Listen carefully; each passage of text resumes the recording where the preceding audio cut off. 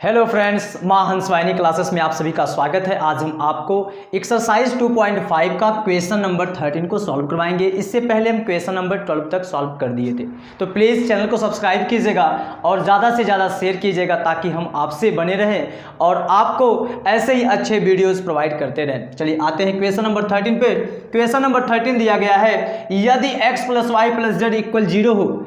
x + y + z equal का मान क्या दे दिया, इसका वैल्यू 0, तीनों को जोड़ के दे दिया 0 हो, तो दिखाइए कि x³ + y³ + z³ बराबर है 3xyz के।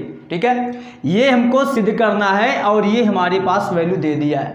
बताइए, ये हम फार्मूला जानते हैं ना, ये फार्मूला हम आपको बता चुके हैं। तो यही फार्मूला हमारा इसके बाद सभी क्वेश्चन में 13, 14, 15, 16 जितने भी क्वेश्चन है सब में यही फार्मूला काम करेगा। चलिए आते हैं सबसे पहले फार्मूले पर। लिखेंगे कि हम जानते हैं कि ये फार्मूला जो है, हम जानते हैं कि x³ + y³ + z³ - 3xyz बराबर ये होता है। ऐसा होता है ना ये। अब आप बताइए, x + y + z का वैल्यू क्या दिया है, 0 दिया है। तो आप लिखेंगे चूंकि x + y + z इक्वल 0। अब जहां x + y + z है वहां पे आपको 0 रख देना है। बताइए, x + y + z कहाँ पे है, यहाँ पे है। ये तो x³ y³ z³ है, यहाँ नहीं रखना है। गलती ऐसा मत कीजिएगा, यहाँ नहीं रखना है, यहाँ पे भी नहीं रखना है। x + y + z के जगह पे 0 रखना है। तब बताइए क्या हो जाएगा। अतः x³ + y³ + z³ - 3xyz equal ये हो जाएगा 0। फिर उसके बाद x² + y² + z² - xy - yz - zx ये आ गया। अब बताइए, 0 का किसी नंबर में गुणा कर दें क्या आता है, ये तो ब्रैकेट में है ना, इसका मतलब 0 का गुणा कर देंगे तो ये पूरा खत्म कर देगा। तो बताइए, इसके दाएं पक्ष में बराबर के इधर जो हमारा दायां पक्ष है पूरा 0 हो जाएगा, लेकिन बायां पक्ष हमारा पूरा बच जाएगा। तो यहाँ पे लिखेंगे आप x³ + y³ + z³ - 3xyz equal 0 के। अब उसके बाद हम अगर इसको इधर रोक लें और इसको उधर भेज दें तो आपका ये वैल्यू आ जाएगा x³ + y³ + z³ और ये बराबर आ जाएगा, ये जब उधर चला जाएगा तो हो जाएगा 3xyz। तो बताइए, ये हमारा क्वेश्चन प्रूव्ड हो गया ना। क्वेश्चन नंबर 13 आपका प्रूव्ड हो गया। चलते हैं क्वेश्चन नंबर 14 पर। इसका जो देखिए फर्स्ट क्वेश्चन दिया गया है, क्वेश्चन नंबर 14 का फर्स्ट क्वेश्चन जो दिया है, -12 का क्यूब + 7 का क्यूब + 5 का क्यूब। इसका देखिए क्या करना है, इसका वैल्यू निकालना है और उसको आपको क्यूब नहीं करना है। मतलब यहाँ पे ये नहीं कि -12 × -12 × -12 ऐसे नहीं निकालना है, इसको फार्मूले के तरीके से सॉल्व करके बताना है। अब आप ये बताइए, अभी हम यहाँ पे प्रूव किए हैं कि अगर x + y + z का वैल्यू 0 है, x + y + z का वैल्यू 0 है, तो x³ + y³ + z³ का जो वैल्यू हमारा होता है क्या होता है, इक्वल 3xyz होता है, यही ना होता है। अब आप ये बताइए, चूंकि ये -12 ये लिखिए प्लस ये लिखिए 7, उसके बाद 5, अगर हम इसको जोड़ के देखते हैं, क्योंकि ये हमारा x का जगह लिया है, ये y का जगह लिया है, ये z का जगह लिया है। अगर इन तीनों को जोड़ने के बाद इसका वैल्यू 0 हो जाता है तो इसका मतलब x³ + y³ + z³ बराबर 3xyz वाला फार्मूला लगेगा। देखिएगा, ये -12 उसके बाद 7, 5 अगर जोड़ेंगे तो कितना आएगा, 12 आएगा। बताइए, इसका वैल्यू 0 आया कि नहीं, 0 आ गया।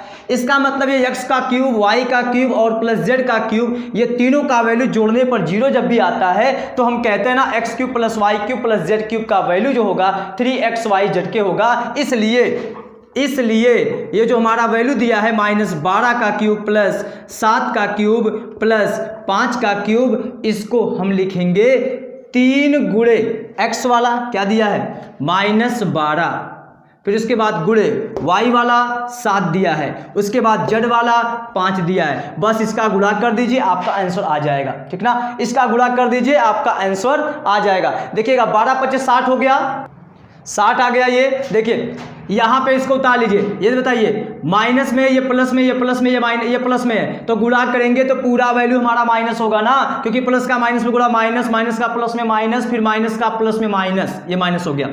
3 उतार लिए, 12 पच्चे 60 पहले लिख दीजिए, उसके बाद ये 7 लिख दीजिए, ठीक ना। अब ये बताइए इसका गुणा करेंगे तो 180 आ गया माइनस में, उसके बाद 7, 18 सत्ते 126 और ये 1 0 हो गया। ये आपका आ गया इसका आंसर, ठीक ना। चलते हैं इसके सेकंड क्वेश्चन पर। सेकंड क्वेश्चन इसका दिया गया है, सेकंड क्वेश्चन इसका दिया गया है कि 28 का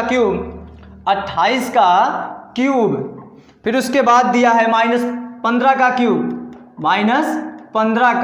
क्यूब, क्या दिया है -15 का क्यूब, उसके बाद दिया है -13 का क्यूब। इसको भी चेक करते हैं, अगर x + y + z का वैल्यू 0 आ जाता है तो इसका मतलब x³ + y³ + z³ बराबर होगा 3xyz के। चलिए यहाँ पे लिखते हैं, सेम वैसे ही लगाएंगे, चूंकि 28 और ये -15 और ये -13, बताइएगा ये आपका आ गया 28, ये माइनस का प्लस में गुणा -15, प्लस का माइनस में गुणा -13, माइनस दोनों है तो दोनों हो गया -28, -15 -13 -28 हो गया। 28 में से 28 गया, 0 आ गया, इसका वैल्यू 0 आ गया ना। इसका मतलब ये हमारा एक्स वाई जेड का वैल्यू जो जगह लिया एक्स वाई जेड का, उसको जोड़ने पर 0 आ गया।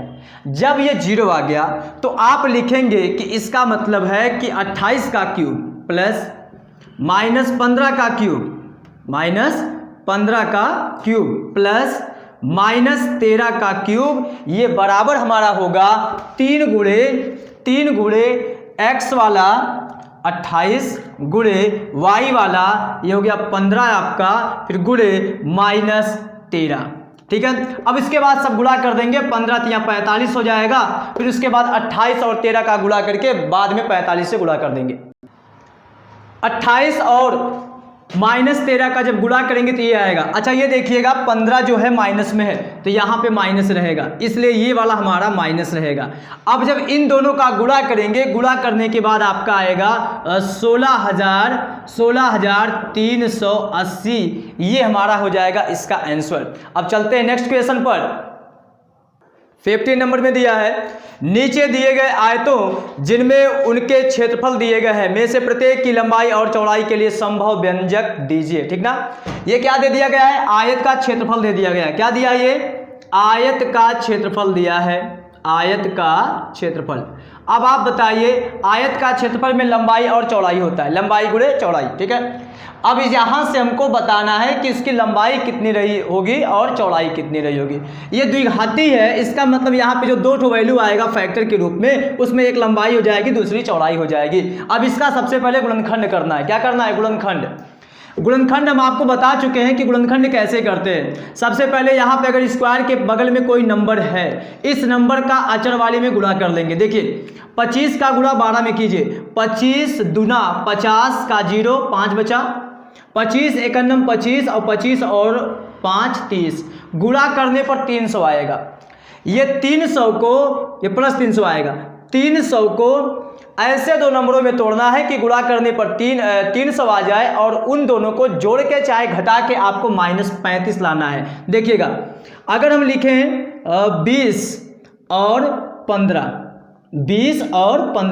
इन दोनों का गुणा करेंगे 300 आएगा, और 20-15 जोड़ेंगे तो 35 आएगा, लेकिन -35 लाना है इसलिए दोनों को माइनस ले लेंगे, और दोनों का जब गुणा करेंगे तो +300 आ जाएगा और जोड़ेंगे तो -35 आ जाएगा। तो नंबर बैठ गया है, नंबर क्या मिला है, -20 -15। देखिएगा 25a², यहाँ पे लिखेंगे 20a, फिर उसके बाद -15a, उसके बाद +12, 1 2 3 4 ठो पद बना है। 2 में से बड़ा नंबर कॉमन लेंगे, बताइएगा। इसमें देखिए 5 × 25, 5 × 4 = 20, दोनों में से 5 कॉमन, दोनों में a है, दोनों में से a कॉमन, तो बताइए 5 और a कॉमन हो गया, ये हो गया 5 और यहाँ पे a, ये हो गया 4 हो गया, ठीक ना। गुणा करेंगे तो फिर वही आएगा। दोनों में देखिए माइनस कॉमन, दोनों में बड़ा से बड़ा नंबर क्या है, 3 कॉमन होगा, क्योंकि 3 पचे 15 होता है और 3 चौके 12, तो -3 कॉमन, तो यहाँ बचा 3 पचे 15 5 और उसके बाद यहाँ -4 बचा। अब बताइए दोनों देखिए सेम है ना, इसका मतलब सही किया गया है। अब इन दोनों को बाहर निकालेंगे, 5a - 4 और ये आपका बना 5a - 3। अब आप बताइए इसमें कौन हमारा बड़ा है, कौन हमारा छोटा है। 5a में से 4 कम हो रहा है, 5a में से 3 कम हो रहा है, तो जिसमें से ज़्यादा कम हो रहा है वो छोटा हो जाएगा और जिनमें से कम घट रहा है वो हमारा बड़ा होगा। इसका मतलब ये आयत की लंबाई होगी और वो आयत की चौड़ाई होगी। आयत की लंबाई इक्वल 5a - 3 तथा चौड़ाई क्या हो जाएगा, 5a - 4, ठीक ना। ये हो गया आपका आंसर। अब चलते क्वेश्चन नंबर इसके सेकंड पर। सेकंड नंबर में भी आयत का क्षेत्रफल दे दिया, ये रहा question number second. Question number second में देखिए आयत का क्षेत्रफल दिया कितना है, 35y² + 13y - 12। यहाँ पे नंबर मिल गया ना, सबसे पहले इसका गुणा करेंगे। देखिएगा 35 दूना 70 का 7, 70 का 0, 7 बचा है, 35 का 35 और 7 42, कितना आ गया, 42 आ गया। इसको 2 से कट कर दीजिए, 21 आ गया, 210 आ गया। उसके बाद इससे काटेंगे तो यहाँ पे आपका आ जाएगा 2 और ये 5, फिर उसके बाद 3 से काटेंगे, 3 त्रिका 9, 3 पचे 15, उसके बाद ये 7 से कटेगा, 7 पचे 35, 5 एकम 5। अब यहाँ पे हमको इतना वैल्यू मिल गया है, इसको सेट करके हमको ऐसा 2 नंबर तैयार करना, 2 नंबर गुणा करने पर 420 आ जाए और जोड़ के या तो घटा के 13 लाना है। देखिएगा 2 दूना 4 तिया 12 और यहाँ से अगर हम 12 निकाल लेते हैं, 7 पचे 35 एकम 35। अब बताइए 35 में से 12 घटाएंगे तो यहाँ पे आ गया 3, यहाँ पे आ गया आपका 2, क्या आ गया, ये 13 आ गया। लेकिन ये हमारा सेट नहीं हुआ, दूसरे तरीके से सेट करेंगे इसे, तो इन नंबरों को साथ में लेने पर हमारा ये वैल्यू नहीं मिला। अब देखिए दूसरे नंबर को सेट करेंगे। दूसरे नंबर को यहां से अगर हम ये ले लें कि 7 दूना 14 और 14 दूना 28, फिर उसके बाद 5 तिया 15, 28 में से अगर 15 कम करेंगे तो यहाँ पे आ जाएगा आपका 13, वैल्यू मिल गया। 28 और -15 का गुणा करेंगे तो -420 आ जाएगा और 28 में से 15 कम करेंगे तो 13 आएगा। लेकिन हमको अच्छा प्लस में चाहिए, सही है, 28 को प्लस में लेना है और 15 को माइनस में लेना है। देखिएगा अब यहाँ पे वही लिखेंगे, 35y² + 28y माइनस 15y - 12। इन दोनों में बताइए ऐसा कौन सा बड़ा नंबर जो कॉमन है। देखिए 7 पचे 35, 7 चौक 28, दोनों में 7 कॉमन, दोनों में y कॉमन, 7 पचे 35, यहाँ पे बचा 5y, उसके बाद 7 चौक 28, यहाँ पे बचा 4, इन दोनों में माइनस कॉमन, 3 का गुणा दोनों में काम करेगा, 3 पचे 15, 3 चौक 12, 3 कॉमन, तो 3 पचे 15y, ये प्लस हो गया 3 चौक 12। अब बताइए देखिए दोनों सेम है ना, इसका मतलब सही लग रहा है। ये 5y + 4, ये हो गया आपका 7y - 3। तो इसमें से एक हमारा लंबाई हो गया, दूसरा हमारा चौड़ाई हो गया। अब चलते हैं नेक्स्ट क्वेश्चन पर। ये रहा 16 नंबर क्वेश्चन। इसमें देखिए दिया गया है घनाभों जिनके आयतन नीचे दिए गए हैं की विमाओं के लिए संभव व्यंजक क्या है। अब बताइए अगर घनाभ है तो उसकी में लंबाई, चौड़ाई और ऊंचाई तीनों का गुणा होता है। इसका मतलब इसमें तीनों विमा होंगी, लंबाई, चौड़ाई और ऊंचाई, इसमें 3 निकालना है, 3 वैल्यू। बताइए घनाभ का आयतन हमारा दे दिया इतना, इसमें से अगर हम 3 कॉमन लें, देखिए 3 का पहाड़ा दोनों में काम करेगा, 3 एकम 3, 3 चौक 12, 3 दोनों में से कॉमन और दोनों में x भी है, इसलिए 3x दोनों में से कॉमन हो गया। बताइए यहाँ पे बचा क्या, x माइनस 3 चौक 12, ठीक ना। तो यहाँ पे एक हमारा 3 आया और x आया और उसके बाद हमारा जो वैल्यू दिया है यहाँ पे x - 4, एक वैल्यू हमारा हो जाएगा 3 गुणा x - 4, ठीक ना। तो इसमें एक हो जाएगी हमारी लंबाई, दूसरी जाएगी चौड़ाई और तीसरी हो जाएगी ऊंचाई।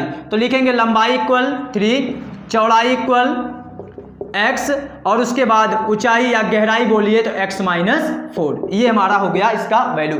चलते हैं क्वेश्चन नंबर इसके सेकंड पर। सेकंड नंबर दिया गया है 12k y², क्या दिया है उसका, घनाभ का आयतन दे दिया है 12k y² 12k² उसके बाद प्लस 8k y और फिर उसके बाद -20k। अब बताइए इन दोनों में, इन तीनों में से क्या ऐसा वैल्यू जो दोनों तीनों में कॉमन होगा? तो बताइए 4 तियाँ 12, 4 दूना 8, 4 पचे 20, तीनों में 4 कॉमन, तीनों में k है, तीनों में से k कॉमन, इसलिए 4k तीनों में से बाहर। 4 तियाँ 12, यहाँ पे बचा 3y², 4 दूना 8, इसलिए यहाँ 2y बचा, ठीक है। फिर यहाँ 4 पचे 20, यहाँ 5 बचा। अब इसका आपको फैक्टर कर देना है, गुणनखंड करना है, ठीक ना। इसका देखिए गुणनखंड कर रहे हैं, 5 तियाँ 15 हो गया, 5 तियाँ 15 क्या आया? -15।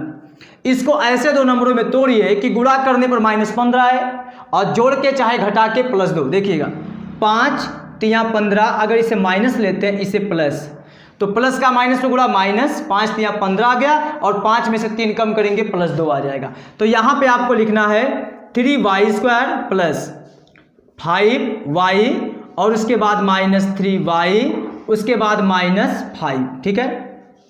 इन चारों वैल्यू को देखिए और इसमें दो को एक साथ करके उसमें से वैल्यू कॉमन ले लीजिए। देखिएगा इन दोनों में से y कॉमन, तो यहाँ पे क्या बचा? 3y plus 5। इसमें से कुछ कॉमन नहीं दिख रहा है, जहाँ कुछ नहीं कॉमन होता वहाँ 1 कॉमन होता है और चिन्ह में माइनस भी कॉमन है, -1 कॉमन, तो यहाँ हो गया 3y प्लस 5। इसमें देखिए 3y प्लस 5 है, इसलिए हमारा कॉमन हो गया 3y प्लस 5 और उसके बाद ये बचा इसका 3 और इसका बचा माइनस, यहाँ पे क्या हो गया? माइनस, यहाँ पे y रहेगा ना, सॉरी यहाँ पे क्या रहेगा? 3y रहेगा, यहाँ पे 3y -1 हो गया। तो ये हो गया हमारा, एक लंबाई हो गया, दूसरा चौड़ाई हो गया और तीसरा हमारा हो गया ऊंचाई। तो ये था हमारा एक्सरसाइज 2.5 का लास्ट क्वेश्चन। अब मिलते हैं आपसे नेक्स्ट टाइम में और प्लीज़ चैनल को सब्सक्राइब कीजिएगा और ज़्यादा से ज़्यादा शेयर कीजिएगा। Thanks you. अच्छा यहाँ पे देखिए 3 कॉमन नहीं होगा, यहाँ पे तो कोई वैल्यू ही नहीं कॉमन, केवल y कॉमन है, यहाँ 3 नहीं रहेगा, सॉरी यहाँ पे क्या रहेगा? केवल y रहेगा, ठीक ना। यहाँ पे y -1 रहेगा, ठीक है।